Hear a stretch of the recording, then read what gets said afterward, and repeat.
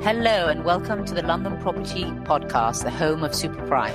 Today we're in conversation with Amiad Soto, the CEO and co-founder of Guesty, based in Tel Aviv. Well, Guesty has started just shy of 7 years ago. And that was out of my own unpleasant experience with my identical twin brother, Kobe, where both of us were renting our own apartments in Tel Aviv. And while we were traveling, we tried to, rent our places on this new platform, Airbnb. I'm talking 2012. And our experience wasn't that great. So we felt to ourselves like there's no way Airbnb is exploding like they were. And they were like a couple $100 million worth back then with so much work involved. It needs to be kind of like a lunch and forget service. And since we couldn't find one, we decided to open one ourselves.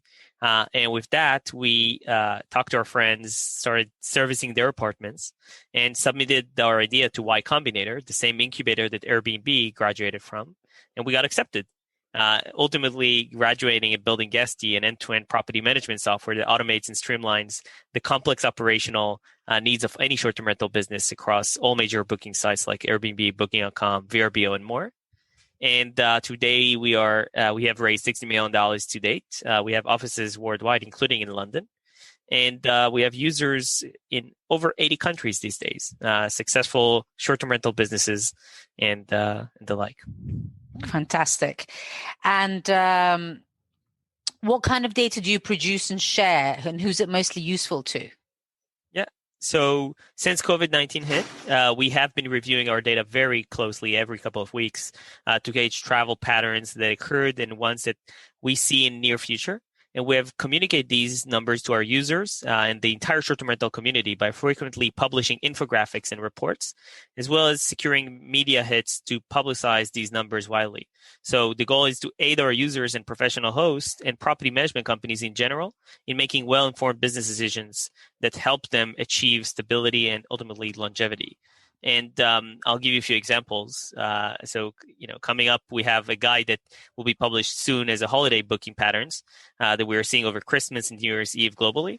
And a couple of that main insights I can share are, though global reservation volume went up 5% in fall 2020 compared to the end of summer 2020, we have looked at the booking numbers for upcoming holidays like Christmas and New Year's Eve, and we are seeing significantly less reservations.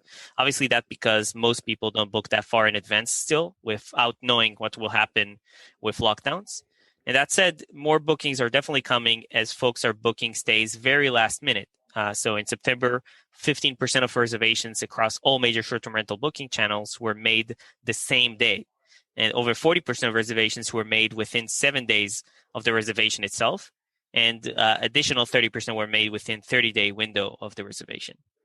And lastly, guests will also pay more to travel this holiday season.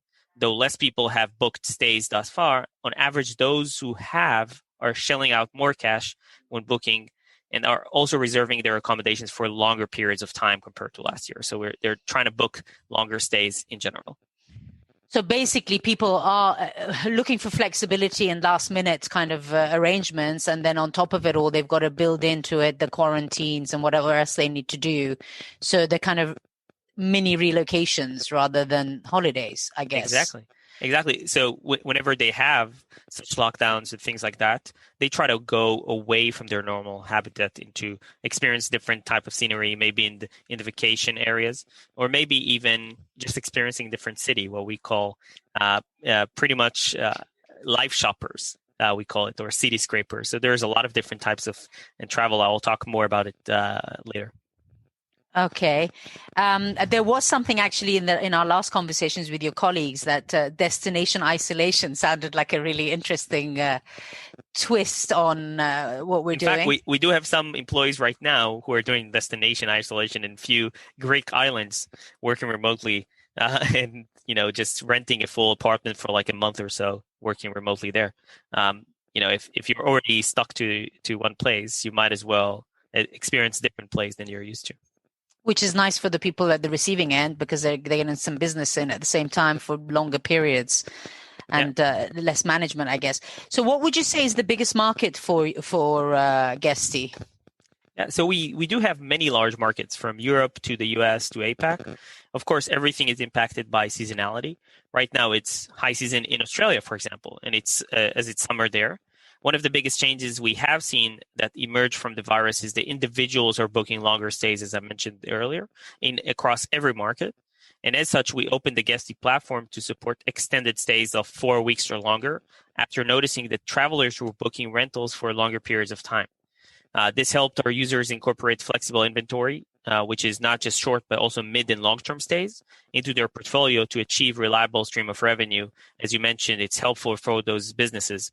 That meant providing users with a seamless integration to Airbnb's monthly stay program and the ability to adjust prices, offer custom quotes, hold dates for different guests, and apply custom rates strategies to listings. So we are seeing different markets having different exposures to different type of travelers. And what would you say is the most unusual market that you have? Yeah, so I can comment on the most recent unique pattern that I've seen merge from COVID. And after seeing many escape cities to be in more open and remote areas, we call those city scrapers, as I mentioned. This summer, we saw for the first time since March, people began booking again in major metropolitan cities. So this trend of renewed city goers can be credited to a multitude of reasons, including pent-up demand for travel, with people needing a change of scenery, even in their own cities with a staycation, or those living in the outskirts of cities want to safely enjoy reopened restaurants and sites for long weekend stays, or travelers who are keen to take advantage of low prices being offered on city stays. Like normally in the middle of a city, it's normally multiple hundreds of dollars per night, and now you can find it at a much cheaper rate, and it allows people to experience different neighborhoods of their own city and maybe even try living in a different area altogether. So another pattern to note is that COVID has really resulted in redistribution of travel, especially domestically. Areas that have perhaps never gotten this much attention are suddenly super popular, and it's no surprise that rural tourism has become so popular as well. So it's interesting that people are still getting attracted to the cities, but different types of people at different price points. But we kind of miss that interaction with people. So I guess it's not going to change that attraction of wanting to go where the action is it? Even if we're all locked in. Yeah, and also don't forget, people are still celebrating their anniversaries or their maybe even a wedding or sometimes the birthday of their beloved one, and they want to meet with their close family. And sometimes the only opportunity is in a vacation rental where you can rent an entire place, which is much bigger than your normal apartment. So there's a lot of different types of travel who is being redistributed, and that's part of the reason that short-term rentals are actually experiencing an increase or of a recovery comparing to the normal hospitality industry. Yeah, my family hold a building that we usually do long-term rentals on, and we started to put them on Airbnb because you got to pay your bills, and we noticed that a lot of the people who booked or inquired were actually family-related visits coming from other countries to visit their family locally, but then they can't obviously stay with them, or they need a bigger place, as you say, to all be together. So it's interesting that you're saying the same thing about your data. Why do you think rentals is poised to grow after the pandemic? Yeah, so the short-term rental ecosystem is poised for growth, and the major comeback as a whole will likely overtake hotels in 2021. So opting for short-term rentals over traditional hotel stays this holiday season will be a trend we see among travelers, resulting in a larger community ultimately considering and booking alternative accommodations, not only in the near term, but also when the virus is the thing of the past, right? So here's why. They are ideal for the main concern of travelers this holiday season and beyond will be safety, right? And this is why many will be booking separate accommodations versus staying with family, given that everyone has a different anxiety and comfort level surrounding the pandemic. While some travelers are extremely cautious and follow guidelines strictly, others follow them loosely. So private rentals have lowered guest turnover, which already reduces the risk of exposure between guests significantly. And by nature, private homes have less high-touch surfaces in shared spaces such as elevator buttons or door handles than crowded hotels. And this, coupled with accommodations that limit human interaction, enable larger socially distanced gathering, will certainly be a deciding factor for holidays booking, as private rentals can be accompanied by outdoor space to host a festive dinner, for example, as well as a big kitchen to cook the actual meal in. Such accommodation is more suitable for high-risk dinner guests, such as the elderly, who can enjoy at a distance much more than a hotel environment could. And because of the aforementioned, I predict that many hotel goers will become short-term rental converts during the near term, and for the long term, in order to enjoy safe stays in the new destinations. So I definitely believe that we'll see a much more strong recovery especially once vaccine become available, but people would just try to gradually go back to travel, but doing it in a much more comfortable social distance manner. Yes, no, I agree with you. I think that if I was to travel to anywhere, I'd be much more comfortable staying in an apartment than going to a hotel and having to worry about who was in the elevator before me a minute ago and so on. So also for those who don't know, obviously, Guesty enables you to manage your rental portfolio from one desktop and send it to all the different platforms such as Airbnb. How many of those platforms would you say there are, the main ones? Would you say there's a handful, 10, 20, 100? What are we looking at? So it really depends if you're looking at international OTAs, that stands for online travel agents, like Airbnb, Booking.com, and the rest, or you're looking at more regional, very niche OTAs, right? So they are very different. If you're looking at international ones, you have a handful. Sometimes there are more, but they are under the same umbrella of these, 5 big companies. And if you look at regional or niche ones, you'd find a lot more, like over thousands, right? And the reason there is because in many countries you would find, I'll give you an example, not just a dedicated one for a specific region, but a dedicated one for a specific region for a different type of persona. Like, hey, this is an OTA for maybe gay travelers, or this is one for people who go on bicycle trips. So this is very dedicated for bicycle trips across Europe, for example, or across a specific mountain that has a very big community for cyclists. So there's a lot of different types of OTAs that are having their niche market. And I think during COVID-19, these markets actually expanded because people are looking more closer to home and therefore are looking more domestically rather than the international websites that they are used to. So they have the knowledge to know where to look and find. And then how do people like these little operators find Guesty, or do you find them? How many of these OTAs are you actually connected to? Yeah, so we are connected to all the big ones, and we also have integration with channel managers that have connection to hundreds of those local regional ones. The property management companies that are our customers find us because they are looking for solutions. They are already swamped by many manual tasks that they have to deal with on a daily basis, either be managing their owner relationships, accounting, pricing their properties, publishing them across many OTAs, communicating with guests, cleaning, and all that kind of stuff. So they look for solutions. They find us because we are one of the biggest ones internationally, if not the biggest one international solution. And we show them the demo of the product, and immediately they're hooked on the amount of time it saves them and the ability to not only save them time, but also expand their business. So a lot of these businesses started with Guesty with 5 properties and grew with us to over a couple hundred properties over time. So yeah, I mean, we came across Guesty because we've got properties of our own in Spain, and we needed to have a bit more control remotely, even if we've got people on the ground.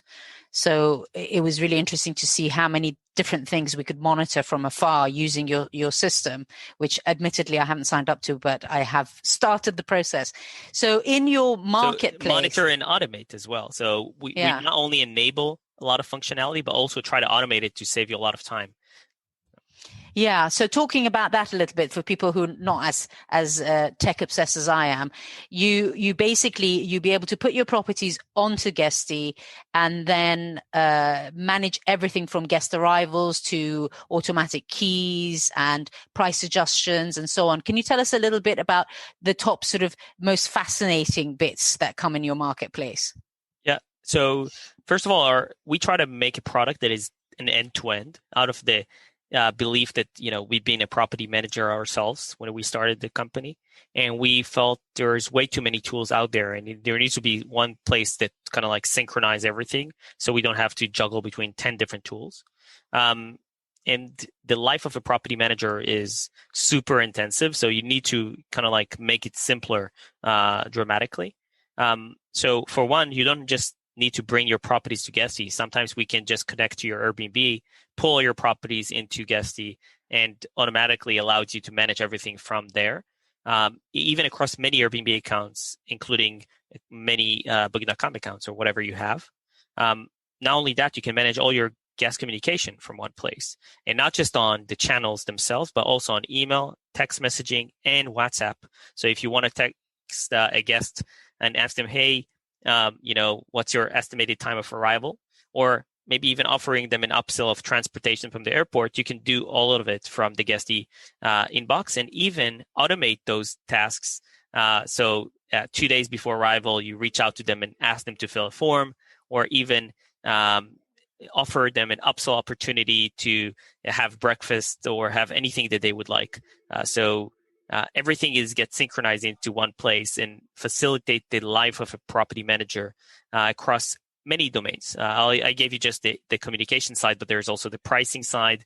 There's also the revenue management. There's also the analytics and accounting. And I can speak about our functionality for hours. Yes. But I just recommend people to go on our website and register for a demo, and that will be the best solution. And my favorite by far was the noise management one. Yeah, so we do have a full marketplace with around 100 companies there, and several of them are noise monitoring ones. So you have full integration into the reservation management. So the noise monitor knows exactly who is staying in the apartment and can monitor, if they cross a specific threshold that you set, and alert you about these are the guests, and maybe even automatically send them an alert. Hey, we're getting this much noise from the apartment, please reduce it dramatically, or we have to come by and maybe even take your security deposit or something like that. So yeah. So what is the kind of London specific data that we can discuss that you might have noticed? Is it being used a lot in prime central London, or is it broadly across the whole of Greater London? How's that looking? Yeah, so I gave you information about all of Europe, and Europe boasted the most reservations in October compared to all other geos. In fact, October reservations volume in the EU was more than double what we were seeing booked in November and December combined in the EU. And the average length of stay sits at around 5.7 days, which is a longer average stay than we saw pre-COVID. The 8 European cities that has the most bookings for the rest of the year thus far are Whitby, UK. London is second. Santiago de Cacém, sorry for butchering that name, Portugal. Amsterdam, Copenhagen, Edinburgh in Scotland is 6th, and Paris in Hungary, Budapest, Hungary is 8th. So we're seeing a lot of reservation volume globally, keeps increasing month over month. And in September 2020, we saw a 5% increase in reservation volume worldwide compared to August. That said, in the United Kingdom, saw a decrease of 14%, in reservation volume, perhaps because the last month was heading into the second lockdown, which is what you're experiencing going to happen in Thursday. So, but we still got 3 of the top destinations in the UK on your list. So we're correct. Still okay. We're still a destination that people want to come to. So is there any way that a long-term property manager could adapt the system to use it? Yeah. So in fact, when COVID hit, we looked a lot about what our customers are doing, and many of them pivoted their inventory towards mid-term stays and even long-term stays. And we have done, we are a startup, so we could change things really rapidly, and we've done all the modifications to our product to support mid-term and longer-term stays, even side by side with short-term stays. So sometimes you don't convert the entire inventory, but you do, hey, I'm going to do 50% of my inventory on long-term now, for like 6 months, and then I'm going to do a monthly stays for this inventory and short-term stay for this inventory. So we support all of that under one roof, literally. And that brings our software to be the go-to place for flexible housing, right? So the go-to place for alternative accommodation. Fantastic. Is there anything that you think that we should discuss that I haven't covered? Well, I definitely recommend any property manager who is listening to reach out and ask for a demo. Even if you don't currently offer short-term rentals under your portfolio, I definitely recommend to register to our blog and read some of our material, because there's a lot of things you can benefit from learning more about this ecosystem and potentially even opening up some of your inventory towards short-term or mid-term housing, which will not only give you more exposure to the demand of the inventory, but also potentially increase your revenue in general. So, yeah, I mean, I find that I've been in the market for 30 years, and I think that property management, both for buildings and individual homes, is really behind how things should be done. And, to give you an example, there was an American company who we were acting for, and they came to try and buy a property management company and then realized there aren't any. There's literally people do property management because they have to, but nobody really does it on a large scale, certainly when it comes to residential. And well, I think these days there are a lot more than they have been 30 years ago.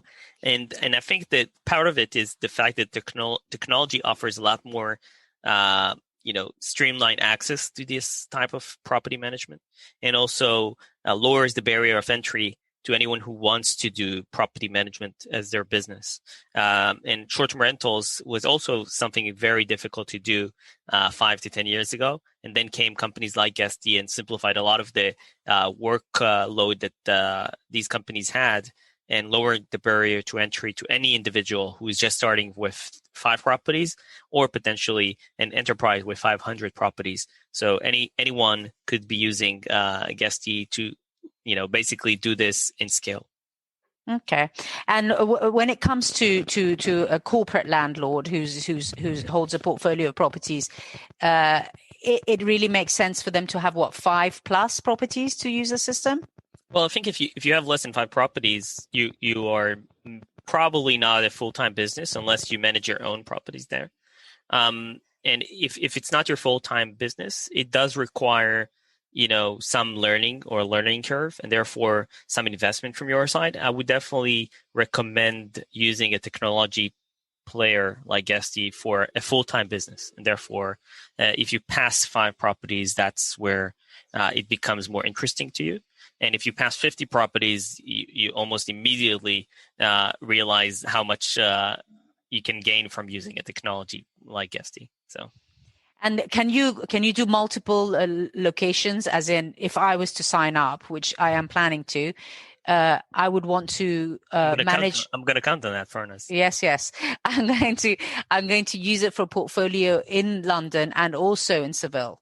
So would I need to? So many of our customers are cross countries and even cross continents. So we support multi-currencies and multi-languages on our platforms. So that's not a problem at all. Great. Fantastic. And the fee for it is a percentage of the income? Yeah, so we definitely have multiple fee structures, depends on your scale and also how many modules you take from the product. So I definitely recommend people to sign up for a demo and talk to an account executive who can quote them on the exact modules that they care about. But it's either fixed fee per month or a percentage. We have both modules. So fantastic. Okay. Thank you to Amiad from Guesty, and we hope you enjoyed that as much as we did. If you want more information, you want to connect, email us info@londonproperty.co.uk.